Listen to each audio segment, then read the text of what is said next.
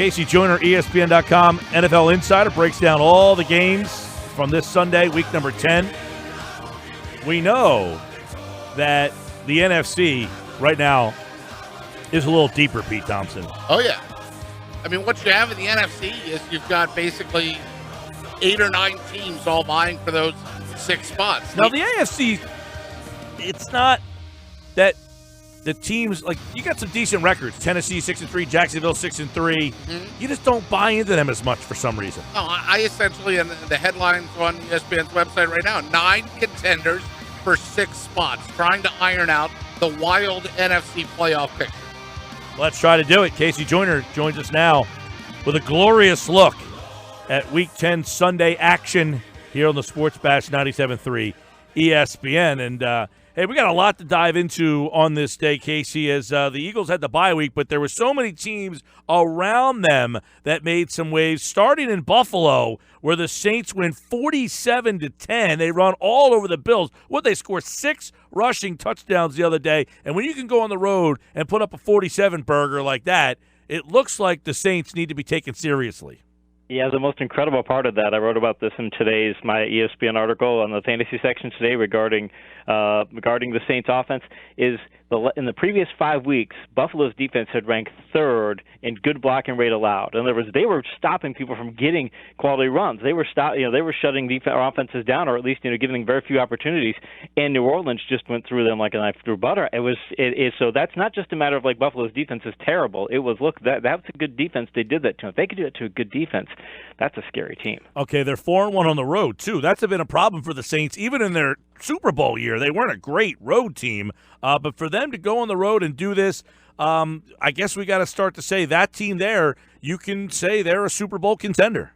Yeah, I'm looking at them, and in fact, you're looking at we're talking about the NFC teams there and such. You're looking at they're a Super Bowl contender. You've got a lot of teams in the NFC where you look at them and go, okay, this is not a question mark team, or this is a team with, boy, I wonder if that team really could get there. You look at the Saints, you go, okay, their running game is fantastic, and if they need to, I mean, think about it. If they need to, if it's okay, well, they come into a situation where another team gets a lead and they got to get into a shootout. Okay, you got Drew Brees, you got Michael Thomas, you've got Brandon Coleman, you've got some good receivers. I mean, and you got Willie Snead, who hasn't done anything yet and gets healthy down the stretch. So this is a team that has Plan B, as we frequently talk about.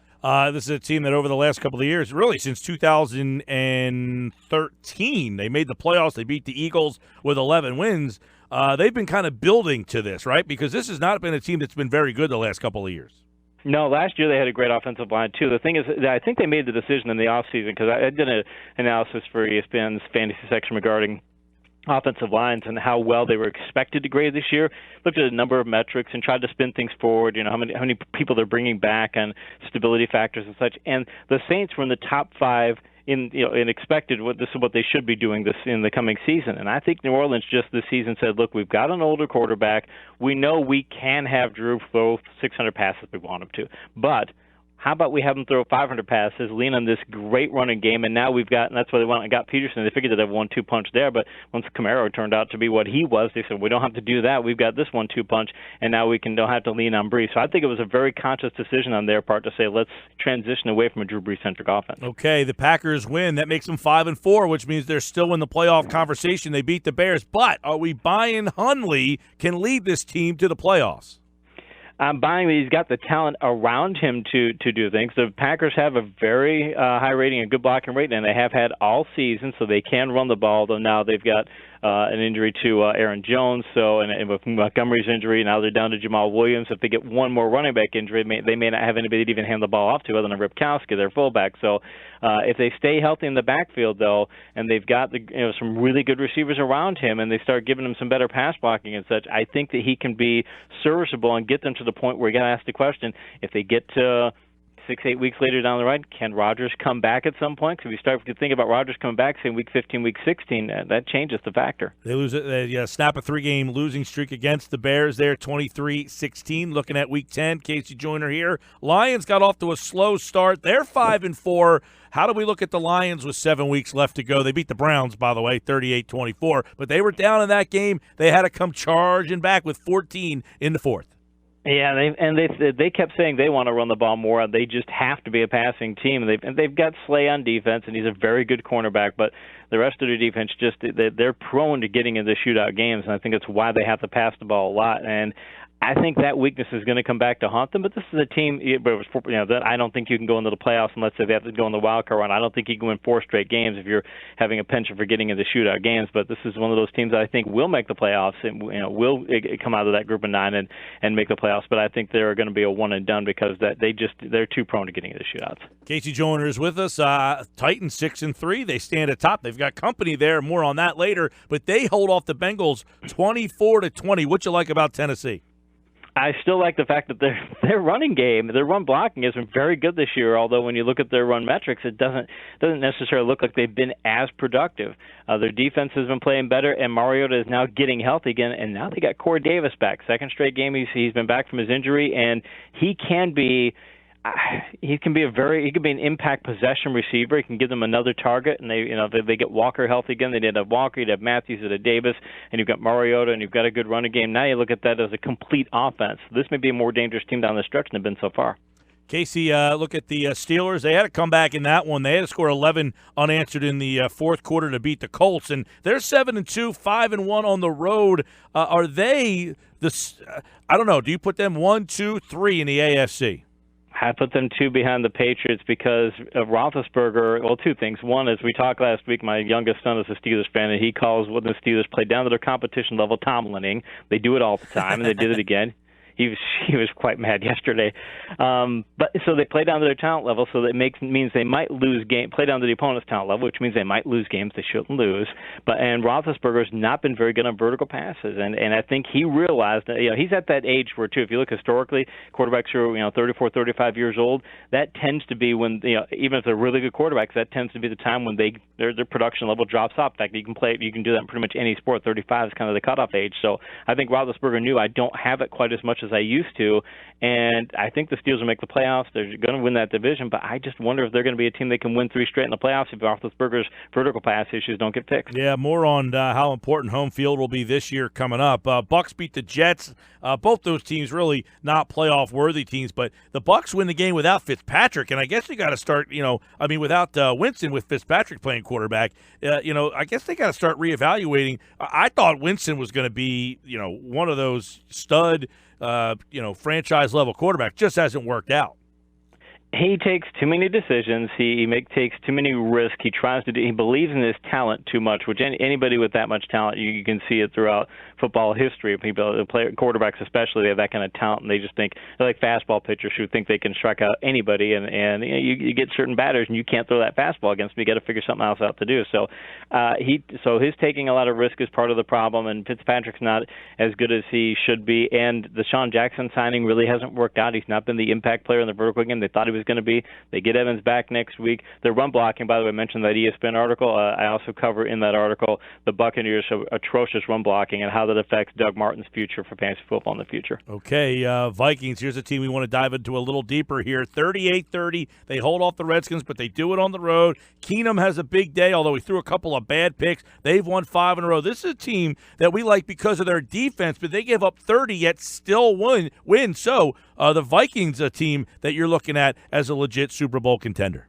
I covered Keenum in that article also. Here's the most amazing thing that stands out. Yesterday, when he was under pass rush pressure, he averaged over 10 yards per attempt on vertical on passes. So, in other words, when you're getting pass rush pressure, and by the way, Washington got pass rush pressure on him 44.3% of the time. It was the second highest total in the Week 10 game so far. So, they were getting pressure in his face, and he's still getting 10 yards per attempt. But for the course of the season, Tom Brady leads quarterbacks in yards per attempt, and when he gets pass rush pressure, he's over 10 yards. I think it's at 10.4. Number 2 in the league in yards per attempt when he gets pass rush pressure is Case Keenum. He's getting it even when they're not giving him good blocking. He's still being highly productive, so that's why he's going to keep that job.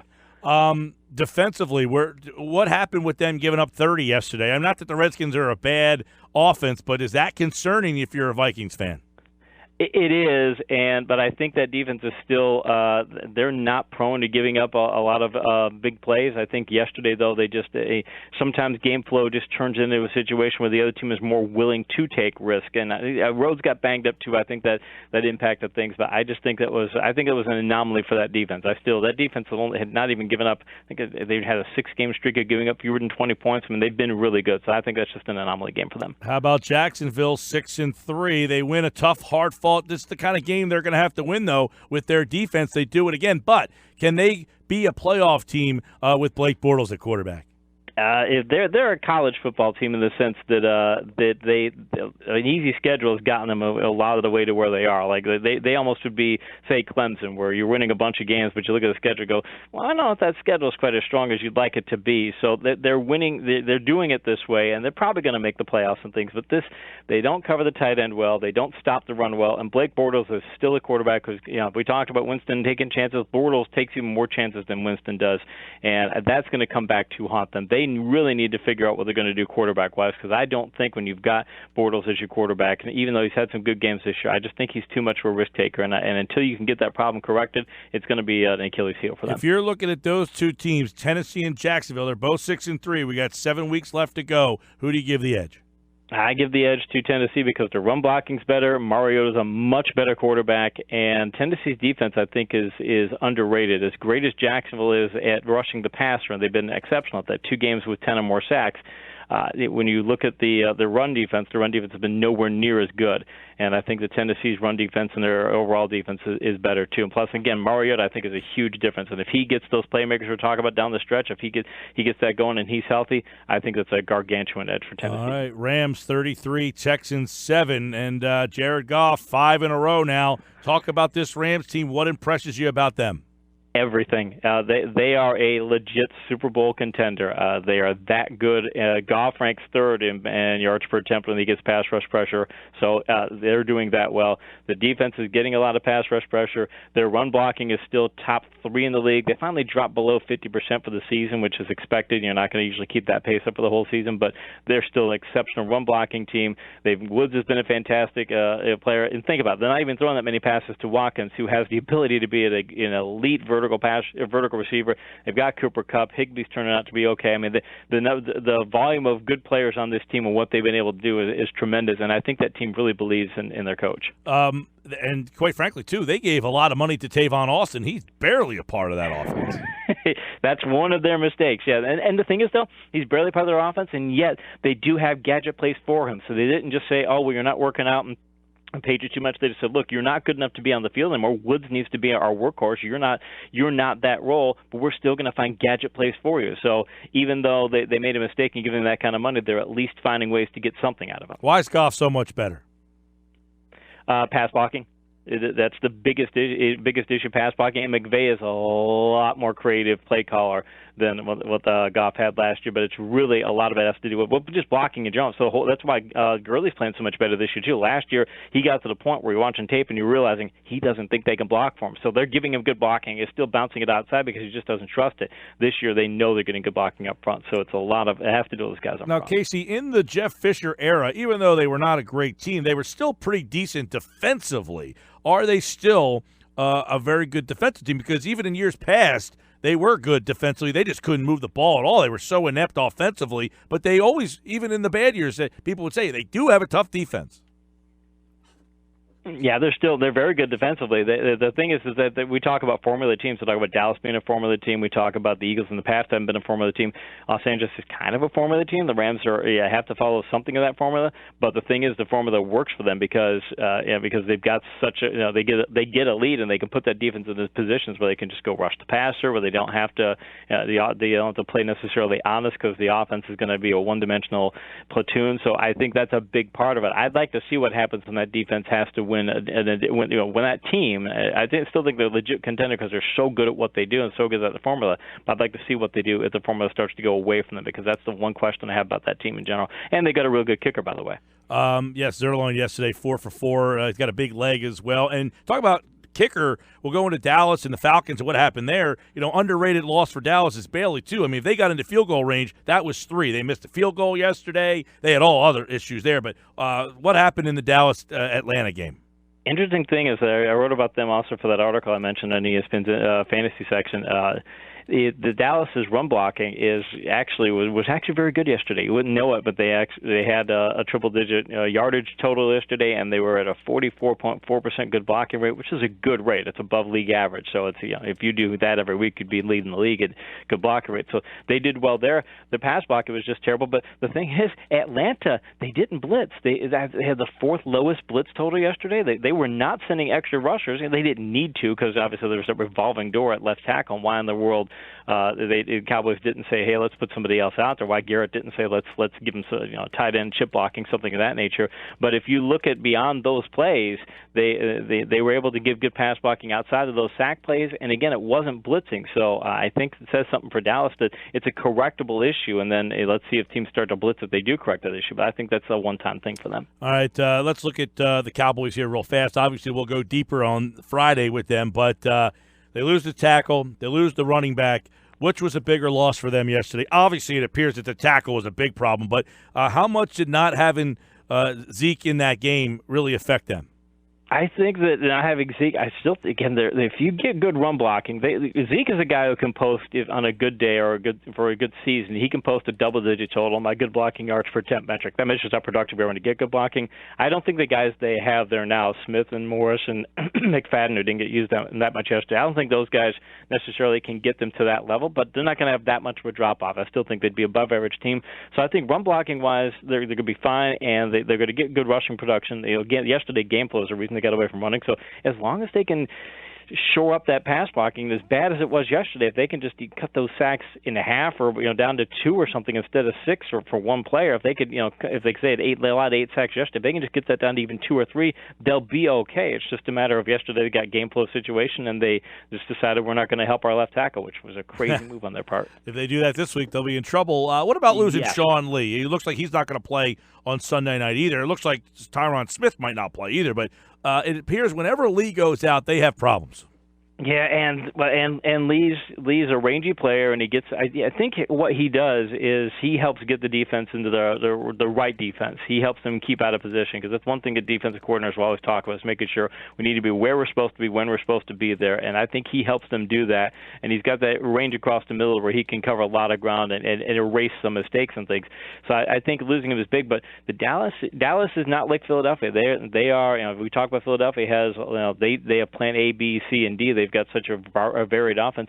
Dallas has really one mode. They've got to get a lead and pass vertical and then run to win. That's what they do. And if you can get them out of that mode, it's a problem for them. And losing that tackle is going to make it very difficult for them to find a plan B. More on this game coming up on Friday's edition. KC Joyner joins us in the 5 o'clock hour. 49ers beat the Giants. KC, Giants are a mess. How did this happen?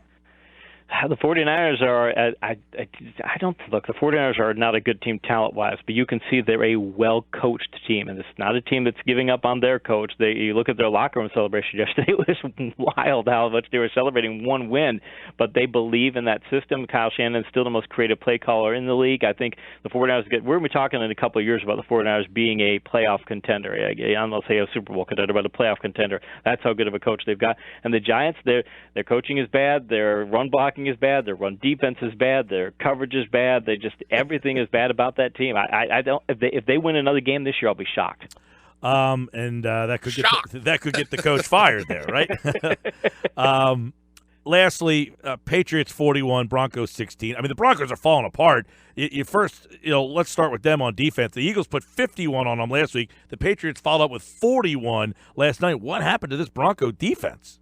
One, they can't cover the tight end, and mind you, they did better last night. But you see, the Patriots said, "Fine, you're going to take away our wide receivers," and even to take away wide receivers, Cooks ended up with 6 catches for 74 yards. So it's not as if they got the wide receivers out of the game entirely, but you're going to basically take away our wide receivers. Fine. We'll throw to Bennett. We'll throw to Gronk. We'll throw to Allen. We'll throw to those guys. We'll throw to every one of our running backs, and we can run the ball against you quite well. That's the thing. The biggest problem with the Denver defense is besides the fact they can't cover the tight end, their run defense.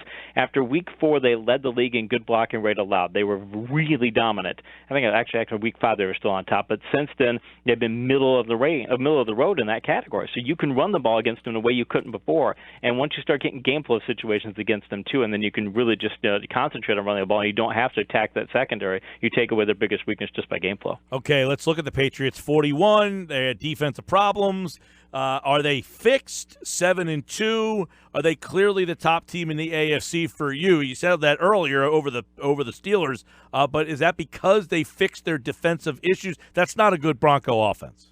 That's not a good Bronco. The Broncos' offensive line, if it's not the worst offensive line in the league, it's in the bottom 5. I wouldn't call it the worst. I think there are a couple teams that are not as good as them, but they're a bottom 5 team, and you can pick your metric. Any pass blocking metric, time in pocket, pass pressure rate, sack rate, you can pick your metric, and they're bad. And the run blocking has just been atrocious all year. So that's the problem for the Broncos' offense. But again, the Patriots facing a team of that caliber and playing the level that they did. The Patriots, in other words, the Broncos, I like to measure something like that to say the Broncos didn't have a good offense, and the Patriots made them look like they weren't that good of an offense, which says, okay, well, at least you're playing at an average level. The team didn't play any better than expected, because if you're a really bad defense, you can make a bad offense look good. So it's better for them. They're in positions where they're supposed to be, but I still think they rate over the Steelers. You know, the Steelers have much better defense because Brady, again, he's getting 10.4 yards per attempt. When he gets pass rush pressure, the guy is still putting up 10 yards per attempt. It's insane how well he's playing this year. So, Casey, as I go through all my notes here and all that we've discussed and talked about, I guess I want to know your take on which team is a bigger problem than for Philly moving forward, the Rams, the Saints, or the Vikings?